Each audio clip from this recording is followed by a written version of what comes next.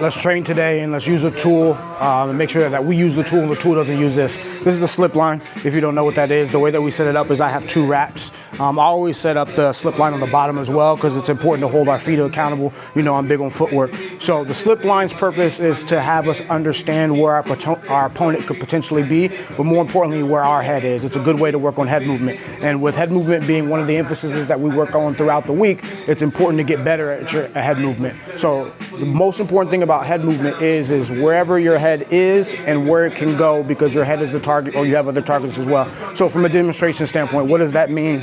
I can use the slip line to go ahead and change positions, up or down or up, left or right, but I have to go underneath the slip line. I can go ahead and work on throwing punches as well.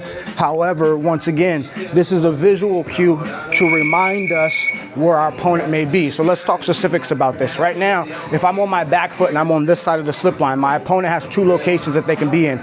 Right in front of me here, right on the slip line, on the opposite end of the slip line. So this now allows me to understand where my head position is according to my opponent and work on throwing shots. So now if my opponent is here and they dip their head and I'm on my back foot and I don't want to change positions, I can get low to throw that rear uppercut, but I don't want to go on this side of the slip line. Now let's go ahead and say that my opponent changes their head position from here right in front of me to over on that side and I want to throw some shots. I don't even need to throw the right hand. I could just go ahead and take my jab over there. If you notice, I readjusted my hand position according to where my opponent was there. But this is what the slip line allows me to do. Slow down, remove all those other distractions, and just focus on my head movement, my head slot, and my opponent's potential head slot as well. So now I can go in that down position to maybe avoid some shots away from my opponent, and then I can change. And so if you think about that, we have a bob, which is up and down, and then we have a weave, and people also call it a roll as well.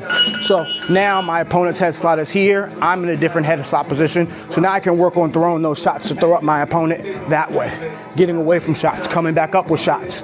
Doing the same thing if my opponent now moves their head slot from right in front of me to over there. I can still stay in the same position and throw my shots that way. Or if it's my opponent's body, or if it's my opponent's head. And now I can change head slot positions and then throw a shot at my opponent as well. But that's what this slip line tool is for. It allows you to, once again, work on head movement. And then I'm gonna show you guys how this equates to the bag as well. Once I remove this and I start hitting things, I can change my eyes visually to see where everything goes. But first, before I get into doing it on the bag for you guys, which will be part 2 of the video, we'll do that later in the week, we'll stick to this one.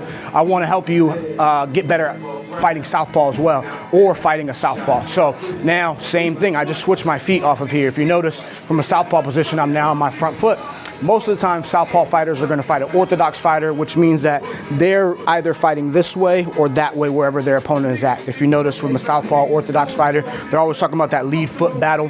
That's fine. If you watch Pernell Whitaker, you watch Terrence Crawford, the great southpaws, they're able to work to their left as well, which is inside of their opponent's top foot, and they work outside as well. You got to be able to work both sides, otherwise you're missing out on things. The slip line is going to help you with that. So if I'm a southpaw and somebody's right here, I can look at fighting them there, or I can look at fighting them that way to go ahead and throw shots and get away from shots the same way. And then as a southpaw fighter, you guys don't see a lot of southpaws as well. So you can work on fighting against another southpaw and understanding how to get away from their jab. But the slip line, once again, allows you to slow down, remove all the distractions, really work on your head movement from each of those positions. Obviously not neutral because the slip line's here. You can work up and down on the back foot, up and down on the front foot as well. And then you can also do it out of both stances for those who want to get better at both stances or those who want to improve just their southpaw. But that is a tool, and that is how you use it, and you don't let it use you. You keep the intentions pure.